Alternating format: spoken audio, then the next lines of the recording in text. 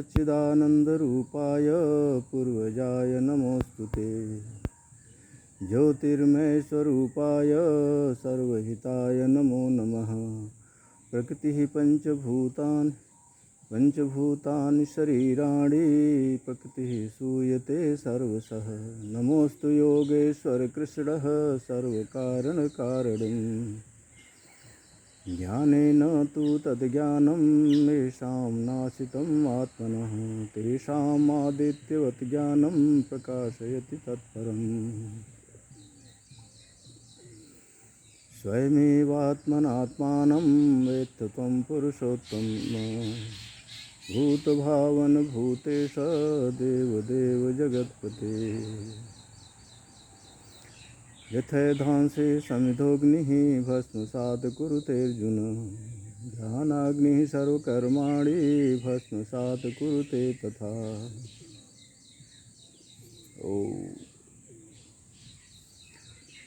कि योग करने के फायदे।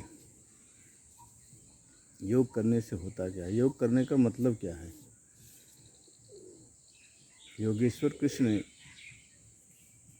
जो योग के जनक हैं, भगवान श्री कृष्ण योग के जनक हैं। उन्होंने कहा योगक्षेमम वहाम्यहम्। तेषां नित्यभियुक्तानां योगक्षेमम वहाम्यहम्। जो मेरे से युक्त हो जाता है उसकी कुशल क्षेम की पूर्ति मैं करता हूँ। योग का विशाल मतलब लिया जाए तो योग करने का मतलब यह है कि योग से हमारे शरीर की कुशल क्षेम की पूर्ति होती है।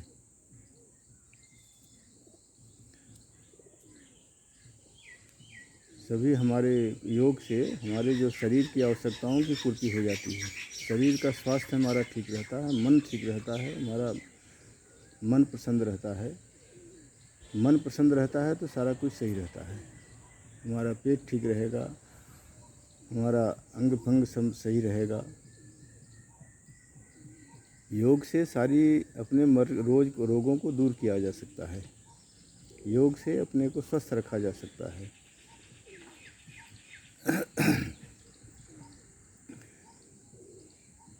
योग करने का दूसरा है कि योग क्यों करते हैं? योग करने का फ़ायदा क्या है? योग करने से होता क्या है?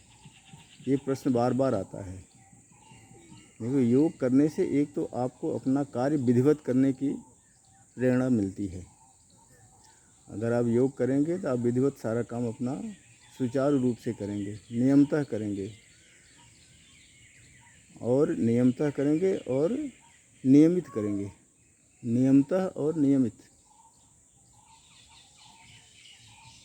रोज़मर्रा के जीवन में योग करने से आपको प्रेरणा मिलेगी। आपको जिस स्थान पर करते हैं तो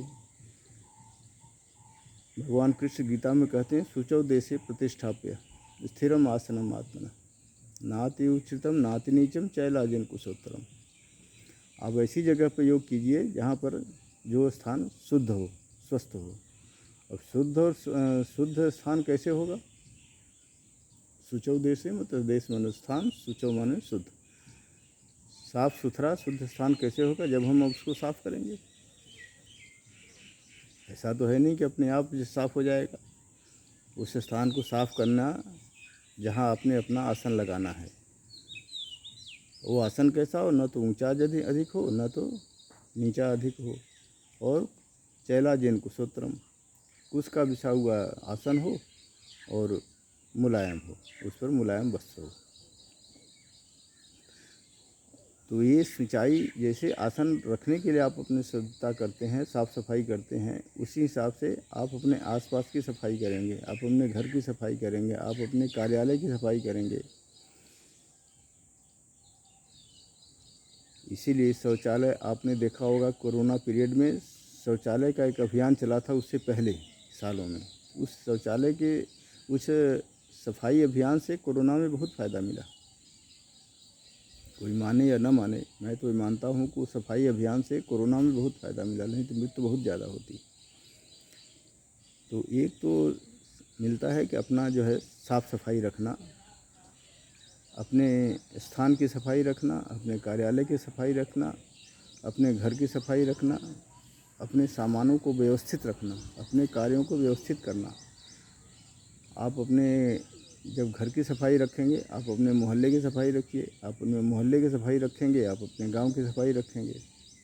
गांव आपका साफ रहेगा, आपका पूरा क्षेत्र साफ रहेगा, आपका पूरा कस्बा साफ रहेगा। कस्बे से आप बहुत बड़े जाएंगे तो आपका शहर साफ रहेगा। तो शहर, ये सब साफ सफाई का बहुत हमारे जीवन में बहुत योगदान है। साफ सफाई करने से आधा शरीर तो अपने आप ही स्वस्थ हो जाता है। आप जैसे गंदगी जब जाएँ, गंदगी वाले जगह से जाएंगे तो आपको लगेगा कि आप नाक मुंह बंद कर लेते हैं, बदबू आ रही है। साफ जगह से जाए, देखो खुलेआम जाते हैं, स्वस्थ मन से जाते हैं। फूलों के बागों से निकलिए तो फूल की महक आती रहती है। तो अपनी जगह को, अपने स्थान को, अपने शहर को, अपने गांव को, अपने देश को फूलों के बाग जैसा बनाना, ये योग का नियम है। योग करने से आपको जो है सोच आपका निवृत्त होगा, अच्छा आपका मन प्रसन्न रहेगा, आपका सारा ये जो सिस्टम जो है, आपका तत्व जो है, आपके शरीर के जो 5 तत्व हैं, 5 तत्व हैं, वो आपके बिल्कुल सही रहेंगे, उचित मात्रा में रहेंगे। महर्षि पतंजलि कहते हैं समदोषा समाग्निश्च समधातु मलक्रिय, मतलब आपके दोष शरीर के सम हो, बराबर हो, ना कोई दोष अधिक हो, ना कोई दोष कम हो। समदोषा समाग्निश्च समधातु मलक्रिय प्रसन्नात्म इंद्रिय मन स्वस्थ इत्यभि दीयते।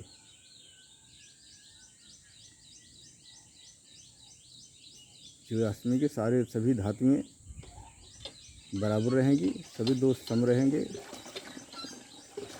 प्रसन्नात्म इंद्रिय मन, आपका मन प्रसन्न रहेगा, आपकी सारी इंद्रियां स्वस्थ रहेंगी। उस आदमी को स्वस्थ कहा जा सकता है, ये योग से मिल सकता है। इसलिए आप लोगों ने पूछा है, इसलिए मैं योग के बारे में संक्षिप्त में ये बता रहा हूँ कि योग करने से आपके फ़ायदे क्या हैं, योग करने का मतलब क्या है। आप इसमें आगे और भी प्रश्न आपके हैं तो आप प्रश्न करेंगे तो प्रश्न का जवाब मिलेगा। योग मेरा सुझाव है, योग नियमित करिए।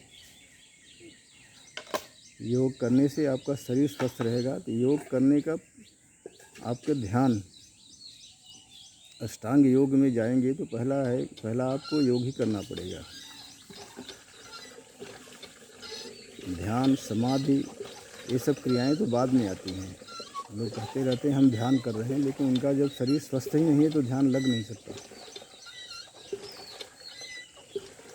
आपका ध्यान तभी लगेगा भगवान में, योगेश्वर में, जब आपका मन स्वस्थ रहेगा, आपका शरीर स्वस्थ रहेगा।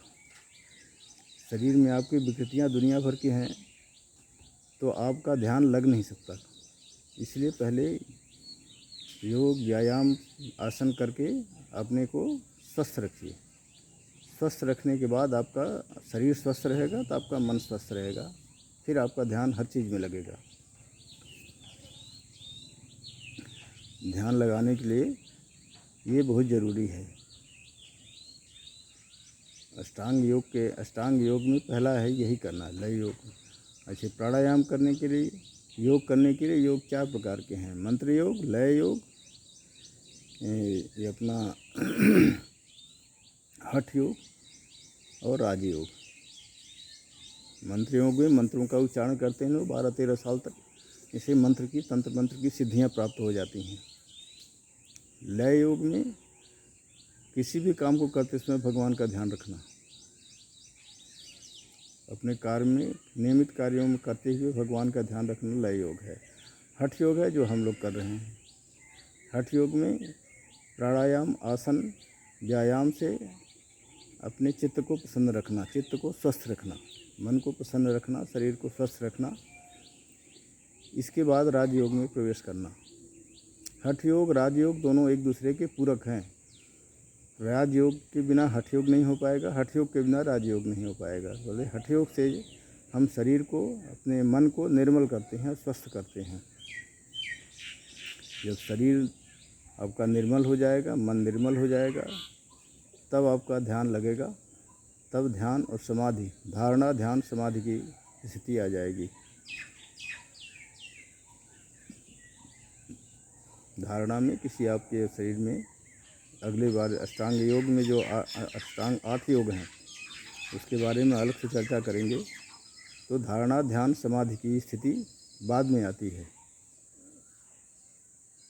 शून्य में समाधि आपका, आप जब शून्य से समाप्त हो जाएंगे तो उसके समाधि लग जाएगी आपको। तो आज के इस सत्र में इतना ही, क्योंकि आप लोगों ने पूछा है तो इसलिए मैं योग के बारे में संक्षिप्त सा हमने ये वर्णन किया है। ध्यान रखिए सबकी आपकी, ये महर्षि पतंजलि का समदोषा समाग्निश्च समधातु अलग क्रिया, इसके साथ में समान है, दो सम है, और जिसके मल क्रिया वगैरह शौच वगैरह क्रियाएँ सामान्य होती है तो समझिए, और उस तो मन प्रसन्न रहेगा, सारी इंद्रियां प्रसन्न रहेंगी, खुश रहेंगी, तो आप स्वस्थ कहे जा सकते हैं।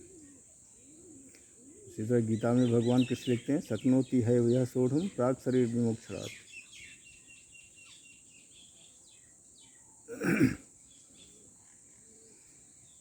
शरीर छोड़ने से पहले जो आदमी सारी व्यक्तियों से, सारी व्याधियों से मुक्त रहता है, रह सकता है, वही प्रसन्न कहा जाता है, वही सुखी है। स युक्त स सुखी नर। तो आज के सत्र में इतना ही। आप फिर आगे आपको इसमें को जो प्रश्न पैदा हों, प्रश्न आपको न समझ आए तो करिए, नित्य योग करिए, और चैनल को अच्छा लगे तो सब्सक्राइब करिए।